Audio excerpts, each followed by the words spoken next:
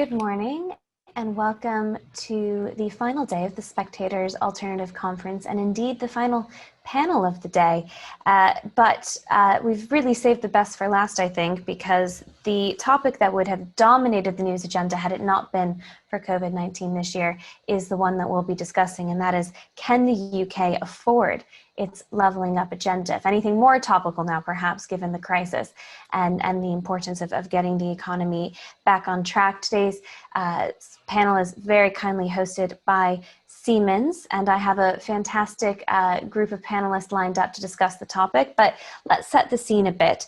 As part of the government's strategy to recover from the devastating impact of COVID-19, it is moving forward with parts of its levelling up agenda, spending for infrastructure projects and green renovations in homes.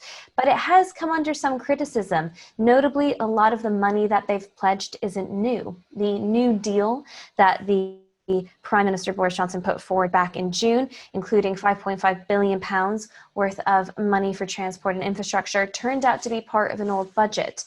The Chancellor has come under a similar criticism when his summer statement was found to have repackaged £10 billion of previously committed spending towards what seemed like they might be new initiatives. So does Britain really have the money and resources to pursue a comprehensive levelling up agenda, especially as it's just spent so much money and continues to do so, hundreds of £billions, racking up the UK's deficit this year on the COVID crisis? Is it going to need more support and investment from private companies and the private sector in order to deliver on its promises? And as well, if it's going to pursue its net zero agenda, will politicians be able to hit their targets without support from the business community, especially as we aim to move away from fossil fuel dependency and decarbonize transport networks? So today we're going to discuss in what ways private financing can help level up Britain's economy more quickly and stimulate growth, get more jobs back, and hopefully give the country the boost that it needs over the next few years. I'm delighted to be joined by Daniel Coughlin, Head of External Affairs for the Northern Powerhouse Partnership, Robert Coville, Director of the Centre for Policy Studies, Joe Gideon, Member of Parliament for Stoke-on-Trent Central, and Will Wilson, Chief Executive Officer of Siemens Mobility Limited. And again, many thanks to Siemens for sponsoring this panel. So Daniel, let's get 2 to 3 minutes worth of remarks for you. We'll keep them short and snappy. We'll go around the panel so I can abuse my position as chair, ask you a few questions, and then of course, get questions from our audience. And just a reminder that you can submit your questions through Spectator TV. They'll be funneled straight to me, and I'll put your questions to our panel. Daniel, to you. Thanks very much, Kate, and good morning, everyone. In many ways, I'd just like to take issue with the central question raised, really, for this session. To me, it should be, how can the UK not afford its levelling up agenda? Since the phrase levelling up entered the political lexicon sometime towards the end of last year, it's been taken to mean relatively short-term cash injections and new structures, presumably to ensure that the seats which the Conservatives won in the 2019 general election that dismantled the red wall, such as Joe's, will be held onto next time around. But levelling up and the Northern Powerhouse ambition which preceded it cannot be achieved in the short term. The vision of an economically balanced country is by its very nature a long-term project. Whether it's tackling historic north-south divide in educational attainment, which has been accentuated by the pandemic, increasing productivity by creating skilled jobs in new sustainable industries, or improving our substandard rail network, these are not challenges that will be addressed in 1 or 2 5-year government tenures. From our point of view, the historic majority won last year in the election was a mandate for long-term reform. One of Boris Johnson's first major decisions was to give the green light to HS2 in full, coming all the way to Leeds and Manchester, alongside the east-west connectivity of Northern Powerhouse Rail. And whatever the chunterings of those in the home counties, and indeed the views of the Spectator editor himself, the impact HS2 and NPR will make on northern economies will be huge, and will allow these parts of the country that are traditionally and historically not pulled their weight in economic terms to play a far bigger role in the UK economic recovery. And COVID has changed everything, no one would doubt that. but in the lifespan of a once-in-a-generation opportunity to create a fairer, more balanced country, or the time frame of a massive infrastructure project like HS2, COVID will hopefully be a blip, a tragic, destructive, life-changing blip, but a blip nonetheless. Levelling up should be front and centre of the economic recovery, not one of the many casualties of the pandemic. Thanks so much, Daniel. Robert? Mute. Daniel's stolen a couple of my lines there. So levelling up is, it's important to remember levelling up is not just about infrastructure. I mean, everyone sort of thinks about it as infrastructure. In fact, when government sort of looked at this issue, like pretty much every department realised that it had there was a bit of levelling up that it could and should be doing. And if you talk to the Treasury, I think their view is that actually skills are as much a part of it as infrastructure. But I think I think that the sort of premise of the question is it's slightly wrong. Levelling up is not just about cash. There is. So we published a very good CPS report called "A Rising Tide," which before the last election, which sort of prefigured a lot of this agenda, and it said, that it showed how London and the South East have been advantaged very, very much in terms of where public investment goes to. And obviously there is a need to rebalance that. The more unbalanced countries are, the harder it is for them to grow. The connectivity across our major metropolitan cities outside of London and between them and their sort of their sort of satellite communities is really woeful by global and European standards. But we've got to remember, the Blair government, for example, poured billions and billions of pounds into regional development, and it didn't really get anywhere. We still have these. We're still there kind of 10, 20 years later complaining about the same things or even more so. So I think when we talk about levelling up, it needs to be a bit more about money. It needs to be about attitude. It needs to involve, things like, devolving genuine political power and responsibility, giving local communities, more control of what happens in their areas, giving them more of a chance to compete. Another CPS report, which was written by a guy called Rishi Sunak, on free ports, was all about this. Was saying, look, if we can use these things, later we've expanded it with talk about opportunity zones as well. I mean, there are some of the most deprived parts of the country, and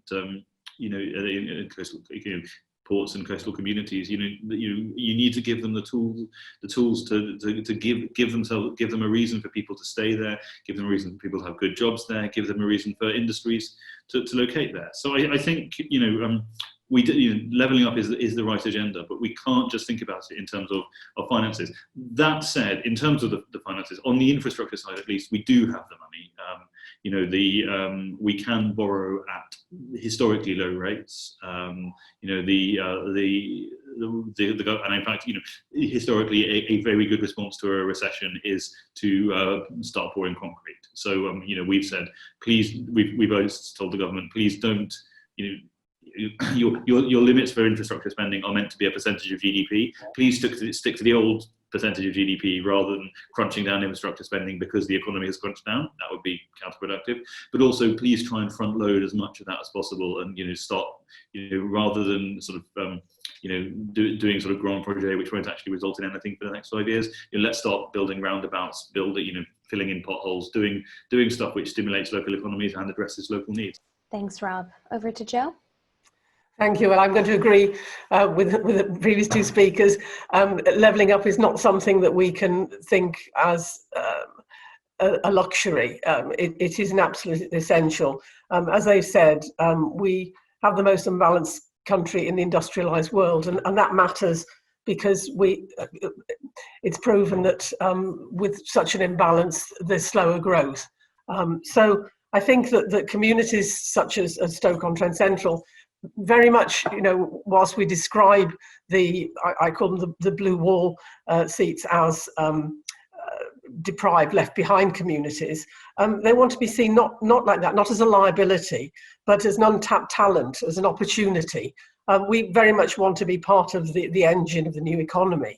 And to do that, there are two elements. There is the element of economic investment, which is massively important, but there's also, and I think Robert just touched on it, the element of building social capital. because the partnership that we've seen during the COVID pandemic between the voluntary and community sector, local government in delivering that local resilience that we've all needed has been phenomenal across the country. And I think it bodes well for a different way of working. A few years back, we'll all remember the Big Society. I think the Big Society was a great idea, possibly not at the right time, because people saw it as a way of communities helping because of austerity. The community ownership of helping to level up is a vital one.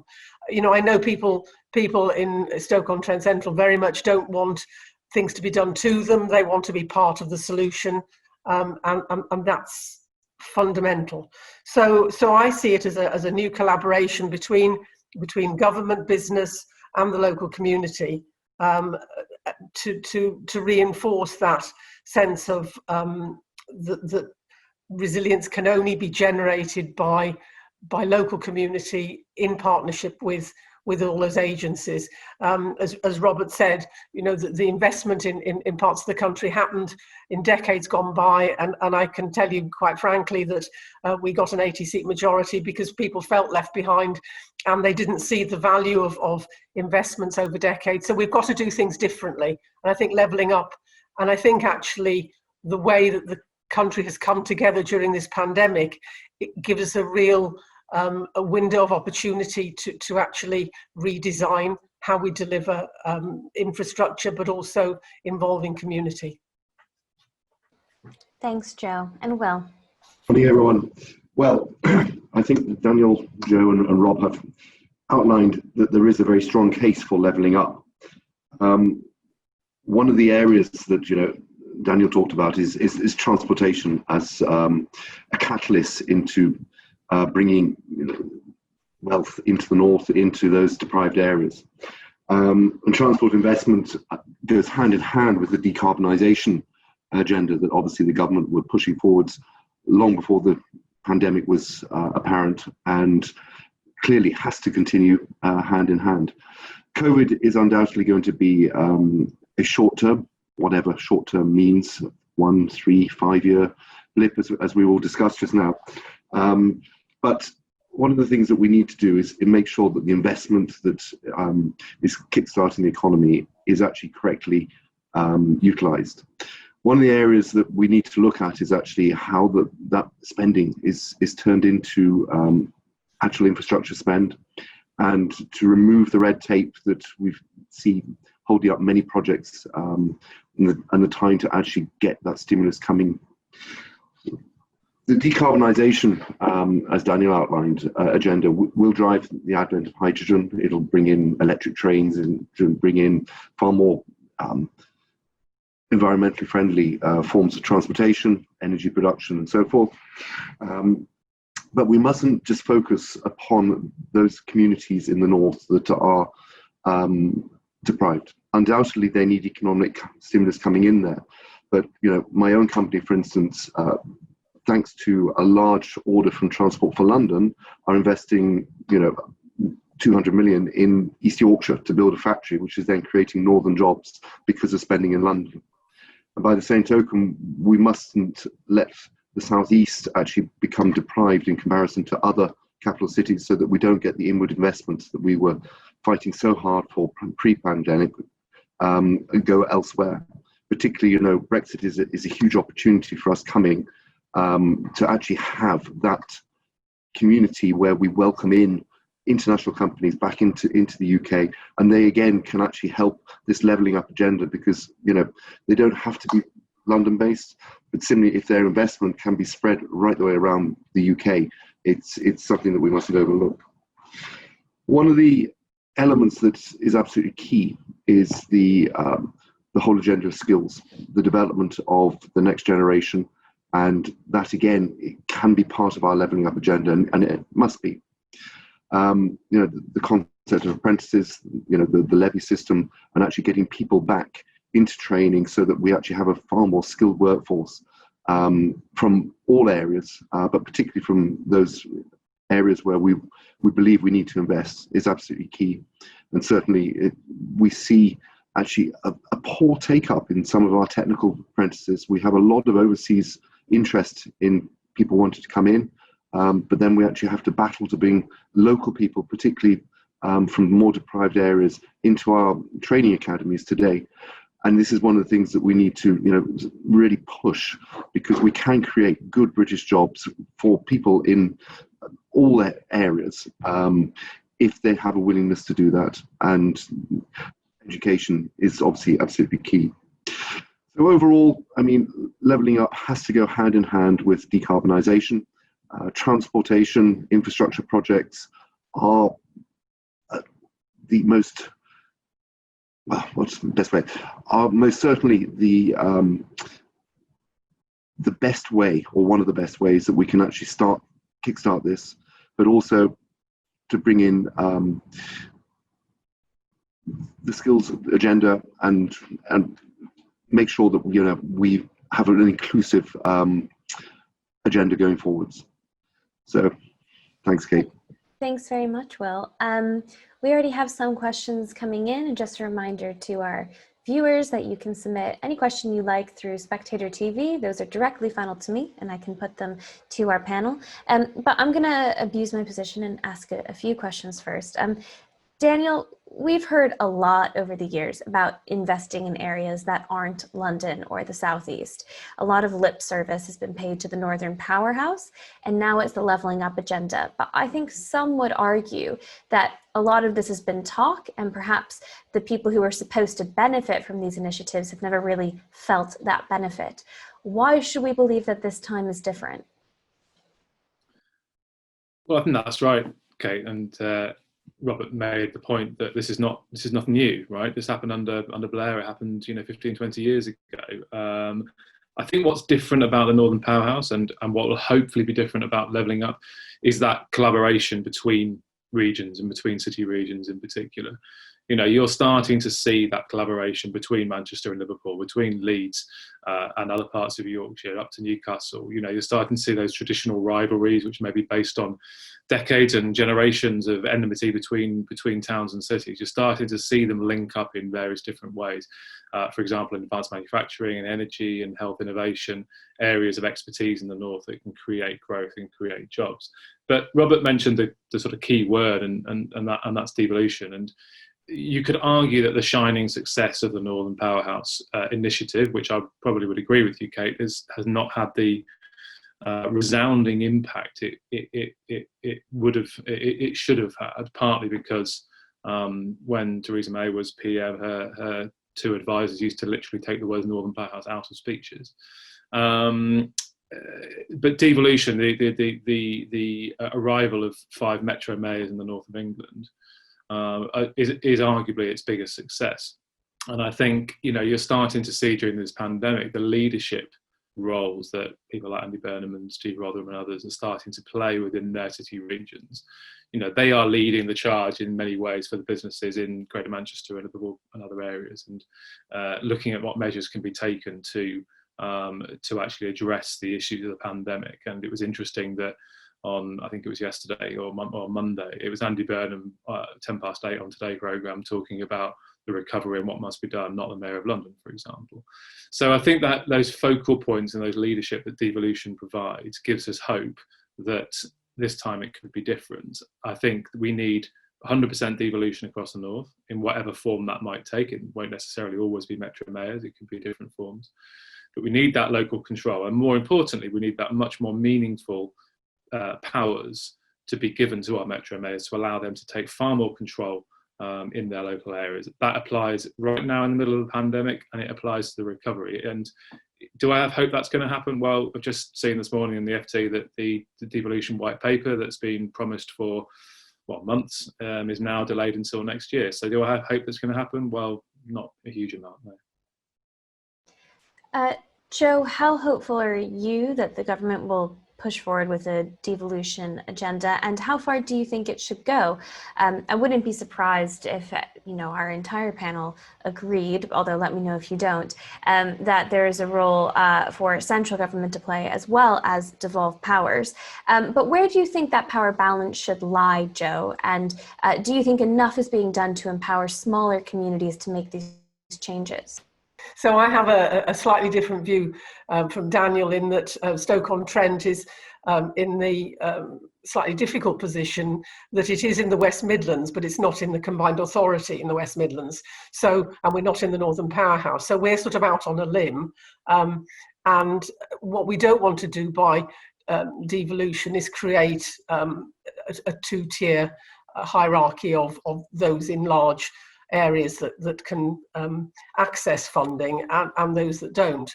Otherwise, we create more left behind communities, just different ones. So I think moving power down to local communities is important.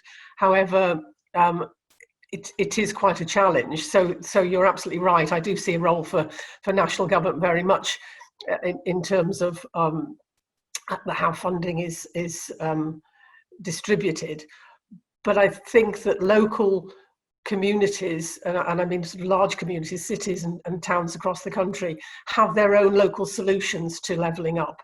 And levelling up in the West Midlands might look different from levelling up in Cornwall, where they have, equal social challenges, but of a different nature, or coastal communities. So it's very much about not having a prescriptive central government line on in order to solve levelling up. This is this funding pot, and you all need to apply in the same way. We very much need to have an opportunity for the local design of what levelling up might look like. Clearly, large infrastructure projects have to be run from national government, and distribution of things like transport is an obvious one that you can't really devolve. But the shape of what local transport should look like is something that needs to be designed locally. Rob, to the point of national government and the decisions that are made there, you mentioned in your opening remarks that we certainly have the money to invest in infrastructure and in transport, that borrowing rates are at a historic low, and so it's not too hard to finance the debt that will be racked up from doing so. But there's a second part to that equation, isn't there? It's not just whether or not you can afford it, but whether or not it's a good project in its own right. And oftentimes, national government is not very good at looking into its crystal ball and determining what the really helpful projects or the projects with a high rate of return are going to be. Do you think that decision making, where the money is being spent, is happening at the right level of government? And are you not concerned, even if we can afford it, that the wrong decisions are still being made, especially as it relates to the levelling up agenda? Yeah, so over the course of the 20th century, Britain went from spending 90% of tax raised locally, raising and spending 90% of tax locally, to 10%. Everything got centralised, and one of the consequences of that was to winnow out the capacity of local government. Because why the hell would you go into it when you didn't have any money and you didn't have any power? So I think the national government does not have a great track record in infrastructure. We've mentioned HS2. The cost overruns on that have been pretty hideous, and that's not a sort of an unfamiliar tale. I think so. I think that the Treasury's funding formula is one of those classic sort of government algorithmic spreadsheets with 200 variables, which occasionally spits out the right answer and occasionally spits out the wrong one. I'd like to see a lot more sort of private investment. I think trying to get some sort of market discipline would definitely be useful. But and I think part of the problem is we need to be quite hard-headed about this and allow for sort of failure as well as success. Like our model of devolution and like the industrial strategy which Greg Clark produced under Theresa May, we have a very sort of you get a car, you get a car, you get a car model of devolution, where we give sort of tiny pots of money to every part of the country and tell them to go and compete with China. Neil O'Brien, who actually was one of the first people to write about levelling up, although it wasn't called it back then, for the Spectator, and then is now one of Joe's colleagues. He did a wonderful exercise when he was in think tank land of looking at the mission statements of every council in the country, and every single council in the country had in its mission statement, we are going to make Borsetshire a world-leading centre for life sciences or for the creative arts, or for, there were very, very few councils which had gone, you know what, we're a bit shit, but we're near a motorway, so we're just going to get Amazon to build some warehouses. And that's our economic USP.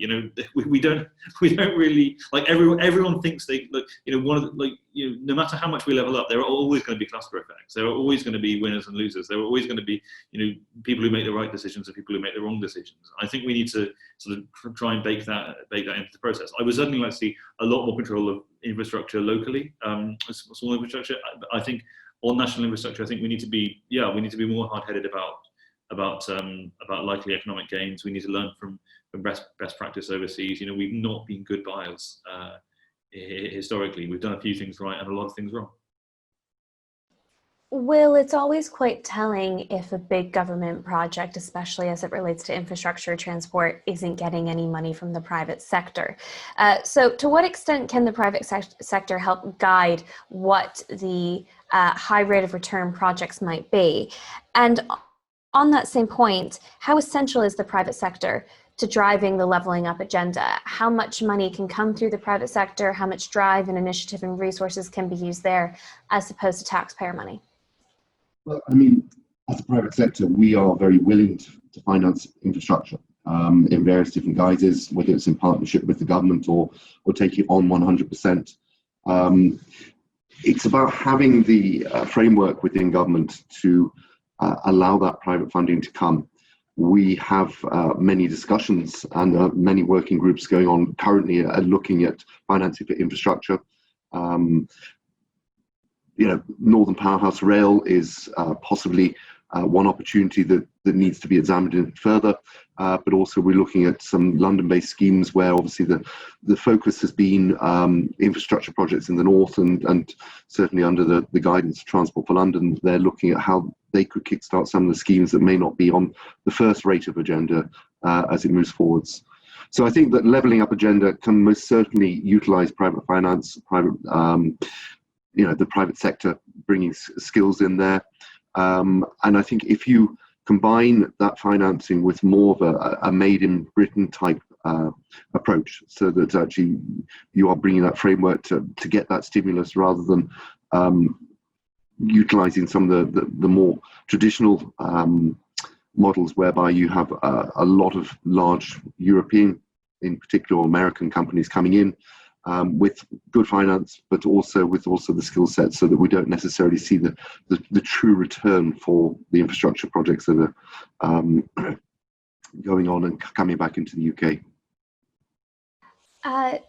Daniel, we've had an interesting question from Matthew, who's watching, who says that given more and more people are working from home now, a huge consequence of the pandemic, should the investment that was going to be put into transportation be moved towards or redirected towards technology instead? No, we should have both. There's always this either or kind of question with the North, which never seems to happen very much in London. London can say we need Crossrail and we need the high-speed one rail link, we need everything else, now we need Crossrail too. In the North, it's kind of, should we have A or should we have B? And this has very much been the debate around HS2 and Northern Powerhouse Rail. And I think it's exactly the same situation with getting fibre to the premises and ultra-fast broadband. So we have areas of the North that suffer terribly with lack of connectivity. We should have a situation where you can run a business just as well from the centre of Manchester or San Francisco or the middle of Northumberland, but unfortunately that's not the case. So we should have both. There are to take up on the point you were asking Will about the private sector. I go a little bit further than Will and say that private sector is champing at the bit to get involved in supporting some of these levelling up infrastructure projects, but there isn't the clarity and there isn't the opportunity there yet for them to know how to do so. So, we have communications providers, people like TalkTalk and others, and City Fibre, who are, ready to go with that kind of laying fibre to the premises in some of the left behind areas, if you like, but it's not, they haven't had the green light to go ahead with it. So, we need both. The working from home issue is often put up by the kind of HS2 naysayers as a reason not to invest in massive infrastructure. But we've all talked about COVID, as I said, hopefully being a blip. And while the world of work will almost undoubtedly change, people will still need to travel around the country, and freight will need to travel around the country, and capacity on local networks is still hugely constrained, and we need to address all of those points, and high-speed rail is a very good way of doing that. And if I can just very, very quickly, Kate, pick up on a point that Joe made about transport investment and control of that. Of course, it's absolutely right that central government should be in charge of national infrastructure projects, but allowing locally elected leaders to have control over local transport structures is really important. And actually, the sooner we get London-style ticketing ticketing on networks in the north, the better. In Greater Manchester, you can go from Bolton to Stockport and pay £15 a day on 3 different types of transport that are not integrated. Well, in London, you do that for £1.50. So local transport solutions are equally important, really, as sorting out the national transport infrastructure. Joe, I suppose this Matthew's question really gets to the heart of this topic today about what the UK can realistically afford, despite having found that magic money tree in the backyard of the Bank of England. We know that the huge amount of money that's being used to directly finance the Treasury right now is to get us through the COVID crisis. The bank has been very clear it has no plans to pay for the government's day-to-day spending. And with virtually every sector now demanding more resources, health, education, welfare, at some point, a conservative government is going to have to make some trade-offs and choose its priorities. And if you do have significantly more people working from home and a big dip in those using public transport, is that not something to consider when we're talking about the levelling up agenda? It's certainly difficult to foresee, how long the new normal is going to go on, whether we will ever go back to the model where people commute. So I think it's very difficult to design the transport system for the future. I think what we need to do, however, is make sure that when we're talking about government decisions on investment, to make sure that going forward investment is linked to social and environmental benefits. I think that what the pandemic has done is made people refocus on what's important to them, and I can say honestly that in 4 years' time, if somebody asks the people of Stoke-on-Trent Central what levelling up looks like to them, it's going to be something very immediate and very small. We've discussed, a large rail project isn't going to be finished in 4 years. So that element of something meaningful that's impacted them. So we'll talk briefly about the skills agenda. So I'm very keen to make sure that the opportunities for the new types of jobs that are emerging can be taken up by young people in Stoke-on-Trent. So I think that very much investment has to be around a sense of beginning the journey of levelling up, because levelling up is a long-term thing, and we all know realistically that that we have to start somewhere, and we have to show that clear intention, which is that people realise that we're on a journey with them. I know that sounds a bit corny, but it is important, because we cannot deliver massive infrastructure projects in the short term, and we need to plan for that longer term future and give people hope that things will change. Can I just say briefly, I mean, in Stoke, one of the key issues that we have is post-industrial brownfield sites are scattered throughout the constituency, and land values are so low that the remediation costs are just not justifiable for a commercial investor without help. So that is a very specific thing where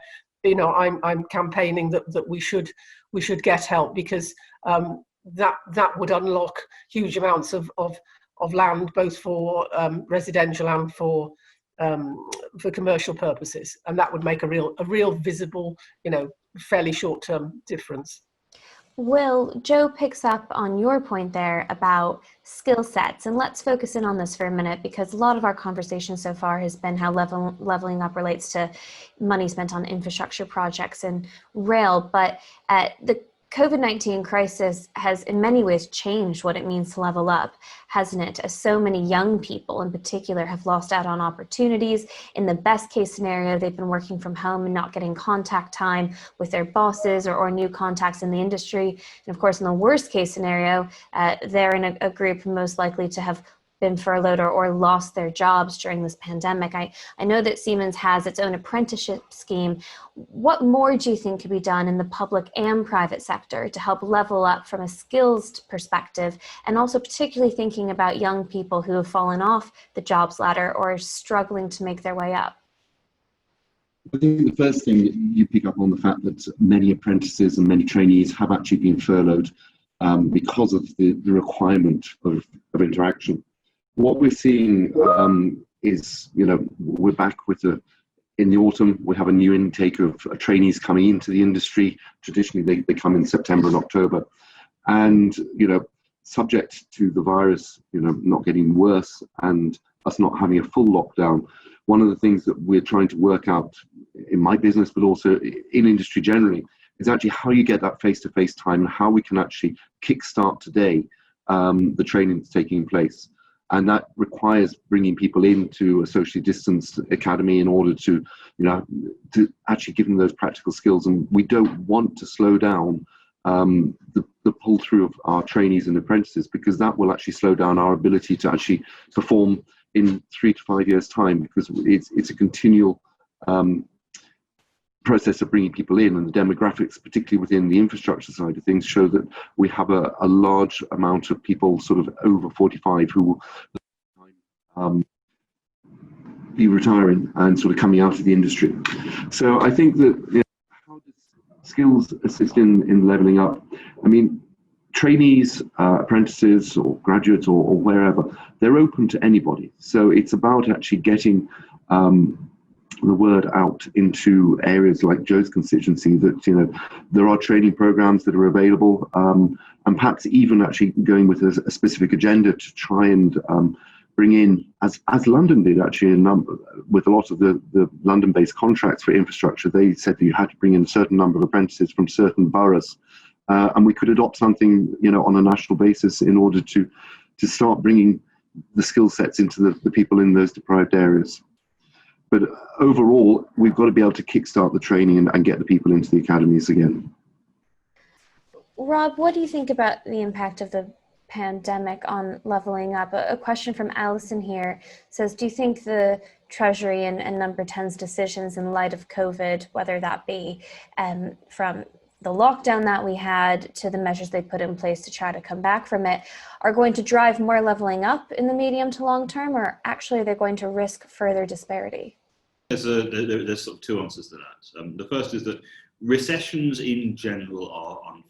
They tend to hit the young and the poor and the badly trained and the insecure hardest, and they tend to hit those with assets and good jobs and resilience better. And that's what we saw playing out over lockdown.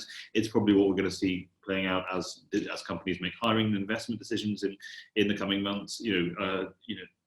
And the idea, and then generally speaking, you then have a period of a few years where things are tougher for those at the bottom end, but eventually when the economy returns to growth, things catch up. So there's that to focus on. But then also obviously, the coronavirus is driving shifts in behaviour, and what we don't know yet is how how permanent those shifts are. A lot of people are sort of saying, well, if London empties out, for example, isn't it going to be sort of good for levelling up? But and the same for sort of Leeds or Manchester or wherever else. But I think there's I think activity in London, people who used to work in central London are probably going to go and stay in outer London or like the leafy affluent suburbs. Then I don't see how the impact of coronavirus in London then leads to suddenly lots of people who were going to press in Victoria Street are suddenly going to go to sort of turn up in Scunthorpe or Teesside. I think there's all kind of they're deprived equivalents in the UK. So I think there's going to be a distributional effect, but I don't think it's going to sort of if you're living and working in a nice area, you still want to be living and working in a nice area. I come from Oxfordshire. I was home the other weekend, and apparently, the estate agents there are the busiest they have ever been, because everyone wants to run away to a nice house with a garden. So I think there's that element there. But I think generally the pandemic, it's obviously having an impact, going to have an impact on the public finances and what we can afford. So far, the government, in the spirit of its Prime Minister, seems to be wanting to have its cake and eat it. That I am biased on this because I took leave to help on the manifesto, but the kind of principles of the manifesto still apply. If you thought that levelling up was the solution before this crisis, those very distributional impacts I was talking about mean that it is even more the solution after the crisis. If things were unfair before and they are even more unfair now, then you need to act. So, I don't think people are going to sort of forget about this agenda because of the coronavirus, but obviously it makes it harder for an awful lot of people, and especially as we're seeing, young people who have been, this is a very weird disease, and it hits the oldest hardest as a disease, but as an economic disease, it hits the youngest absolutely square. It has a really corrosive effect.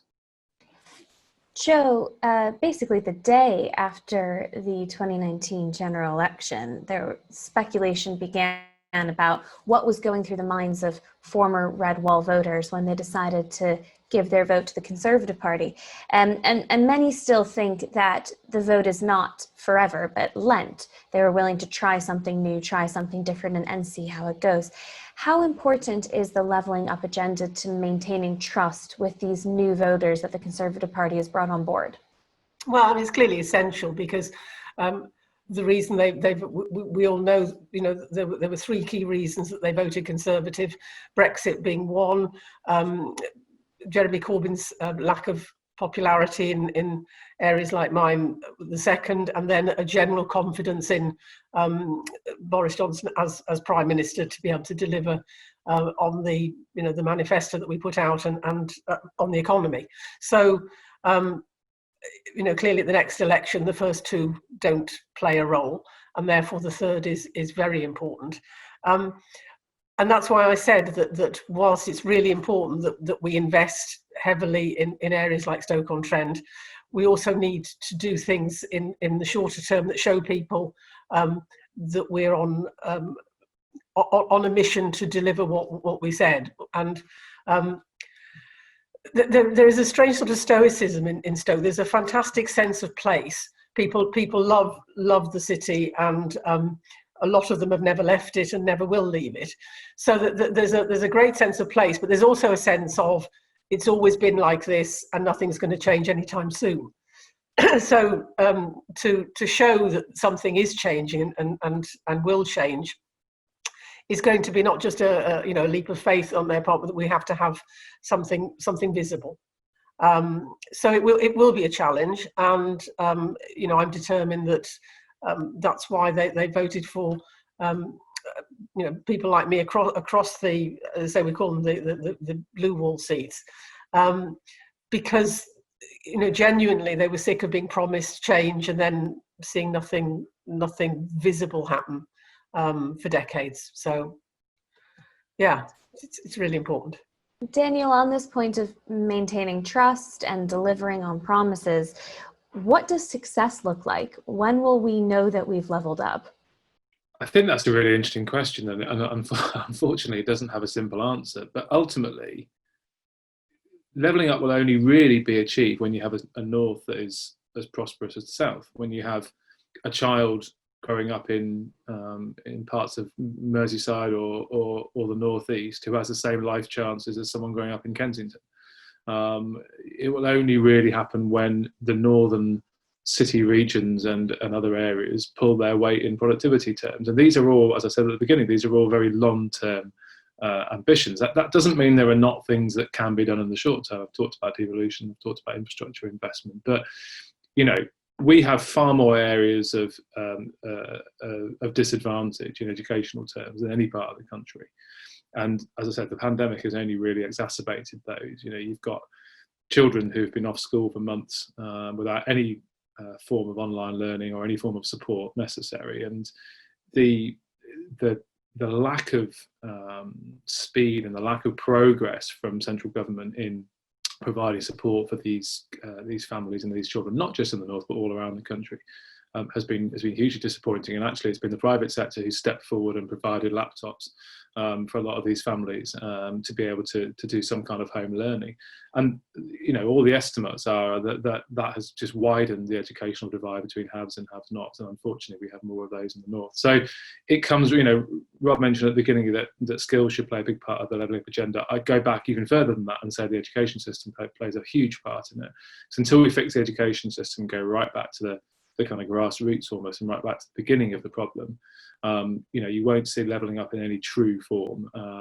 And short-term measures to try and maintain electoral advantage, for example, just won't cut it. It has to be that long-term, that long-term generational reform. And will a lot of people now want to couple all of these initiatives from government into one? You look at the COVID recovery, the levelling up agenda, the green revolution. They think this is an opportunity to tackle all these things head on rather than to try to break them down. To what extent do you think the green revolution, going green, moving away from the fossil fuel industry, and levelling up can go hand in hand? Or are these just too big of topics, too big of goals to really try to combine into one? No, I think that there is an agenda already, a green agenda, which started long before COVID, and we already have the targets outlined in the Paris agreements, and those timescales haven't changed. That pipeline of work, if I take where I work in transportation, the agenda is still there. What we actually need is just the opportunity to start or to continue on the journey that we had started, over the previous years. Technology is being developed, and there's a digital revolution going on that's enabling far more green practices across infrastructure, but across the way that we maintain our lives. We have considerable deep pockets for this agenda. We want to invest our money, and we just want to get out there and start moving. And things are happening even in this COVID environment. It's announced, I think, today that with Birmingham University, the first hydrogen train is going to be going over the UK rail network in forms of trials. So even with this COVID environment, we are pushing forwards on that green agenda. And I think, something like High Speed 2 is often sort of just viewed as a new passenger railway line. What people forget is the green aspects of High Speed 2 of taking, thousands of tons of freight off the motorway network on a daily basis and actually reducing the carbon footprint because it opens up train paths on the existing West Coast main line. So it's just having the environment, cutting out, the blocks that are there so that we can actually start delivering these. And I think if government can do anything, if they can accelerate some of the green agenda, it will actually help the levelling up, because a lot of this green agenda is centred around the northern areas and in Scotland as well. So we've got the framework, we just need to be able to do it. But Rob, of course, the Energy White Paper has been delayed. Plans for further devolution have been delayed. Understandably so this year. We know why they've been delayed, and I think you can cut the government slack for that. But is this going to prove problematic, especially in terms of an election timeline, but also putting, the politics of it aside, just for the quality of people's lives? Every year that goes by where action isn't taken is a year lost. So how much more time realistically can we wait to really get some of these plans underway? Well, I think it's entirely understandable why these delays have happened. The sort of shorthand I use is the good civil servants were all pulled onto the coronavirus planning, and then the slightly less good ones were pulled onto no deal Brexit planning, and then you left a couple of people sort of minding the shop on everything else. That said, next year the UK is hosting the COP conference on climate change. These things have been delayed; they haven't been pushed back. They're all they're mostly in a state of in a sort of pretty good state as far as I'm aware. They're quite clear on what they want to do. I don't think this is. I don't think a few months delay is going to sort of massively alter the terrain or the plans. And as Joe was saying, in big infrastructure projects, just they're sort of longer than the electoral timeline anyway. There is going to be a comprehensive spending review in the next few weeks almost, where I think a lot of the infrastructure spending is going to be set out. They pulled the budget, but they need to tell us where they're going to spend the money, and I think they probably are. I think we've got time for another question to go around the panel, and this question from Dominic I'd like to put to all of you. He's asking, what is the best way to encourage a growth in productivity, which lags greatly behind London in the southeast in many regions? And that's such an important point, because it's not just about creating the structures or the infrastructure to level up, but then also boosting productivity, boosting wages, and the rest. So Daniel, I'll start with you. Just give me 1 or 2 ideas as to how we can really boost productivity in other parts of the country. I think the whole Northern Powerhouse principle was about, the aim of it was to increase productivity, and better linking the northern regions is the key to that productivity increase. That doesn't just mean a fast train line, although we believe that is actually very important. Anyone who's tried to get a train from Manchester to Leeds, or God forbid from Liverpool to Hull, will fully understand the importance of improving that side of it. But it's that collaboration and that linking up of assets as well, which is really important. If you link up advanced manufacturing strengths, for example, in the Sheffield City region, up with Cumbria, up with the North East, up to parts of Greater Manchester and Merseyside, or do the same with energy, you start to get a critical mass of expertise, and you start to get exportable industries that can raise the productivity of both of the north and the whole country, but also can create industries that can be exported to other parts of the country. I think we have a great opportunity in this. Will talked about hydrogen, and that is one significant opportunity, not just for transport, but also for domestic heating as well. I think small modular reactors in the nuclear sector is another a live opportunity.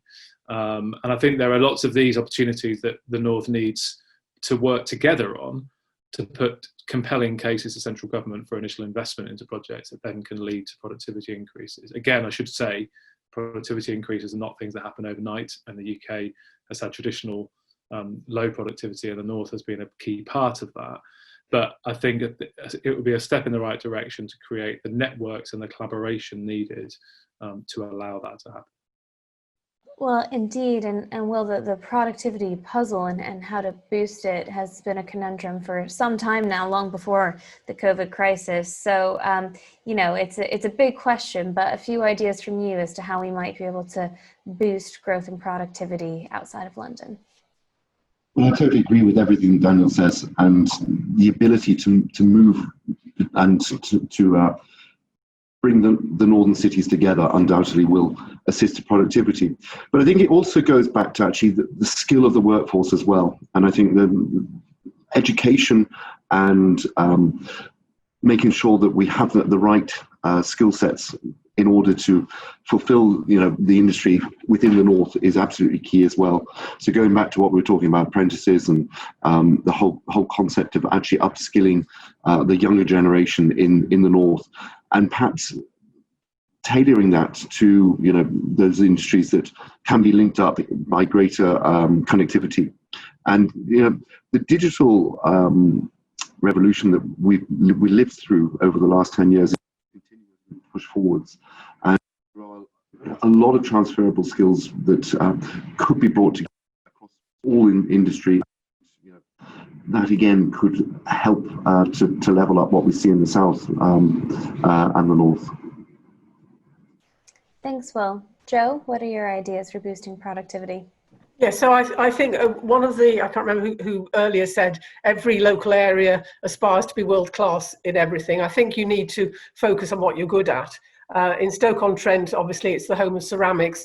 I've been pushing with a number of local partners for an advanced ceramics campus, which will bring together our world-class R&D, manufacturers, education, so, new jobs in the pipeline as well. And I think that we have to focus on what we're particularly good at. And interestingly, in Stoke-on-Trent, productivity has increased by 6.8% since 2002. So our problem is that as productivity has increased, wages haven't. But there are certainly opportunities, and interestingly, I was talking to Michelin last week. They have their European retread business in Stoke-on-Trent, and they were saying that actually it's a very agile workforce, and they've been able to do in Stoke-on-Trent what they couldn't do in Germany or France or other European countries, which was to work a shift pattern which was extremely flexible, in line with union support. So I think that, you know, my shameless plug for Stoke-on-Trent is a great place to invest. It's a great place to do business, and you know, please come here because we've got a really great and agile workforce. But productivity is all about pulling all those elements together and a specialism that you can really deliver on, I think. And Rob, it'd be great to hear your ideas as well. And I would probably just throw one challenge to you. It strikes me that productivity may well be gained as we recover from the COVID crisis, slowly but hopefully surely. But that could be gained through technology advancements, automation, and it may actually result in fewer jobs, at least in the short term. So what are your ideas for boosting productivity, and how do we handle the risk that is posed to some of those lower skilled jobs as companies move more online, they go digital, and that possibly means fewer jobs in the short term? Yeah, I mean, one of the trade-offs we've made as a country, and you saw it very clearly after 2008, is that we have very, very low unemployment, but the consequence of that is we employ quite a lot of low-skilled people, and that's probably a trade-off that was worth making, especially up, and might be worth making again now. But you do need to drive productivity up. So skills is a big part of it. Training, we do very, very little training in the workforce compared with other countries. Business investment, we've called for reform of the capital expensing rules, because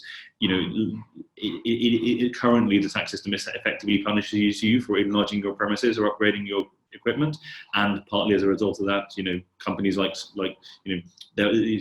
Siemens is a good example.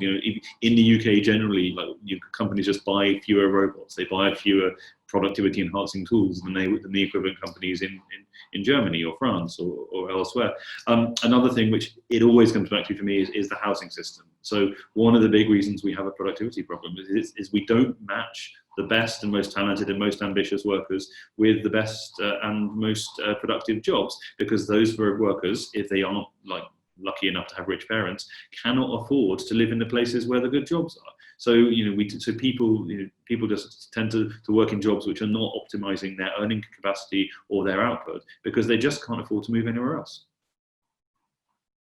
Well, fascinating insights from our panel. I'm sorry that we can't thank you in the usual way, but I'm sure that our audiences in their offices and at home will join me in lightly applauding for Will, Daniel, Joe, and Rob. Thank you so much to the panel, and thank you again to Siemens for sponsoring it. I think we got a lot of great ideas out of it today. And if anybody joined us late or only for a few minutes, you'll be able to catch up with this whole panel on Spectator TV, as well as all the other panels that we hosted these past few days. Go over to tv.spectator.co.uk. Will, Daniel, Joe, and Rob, thanks again. Have a great day.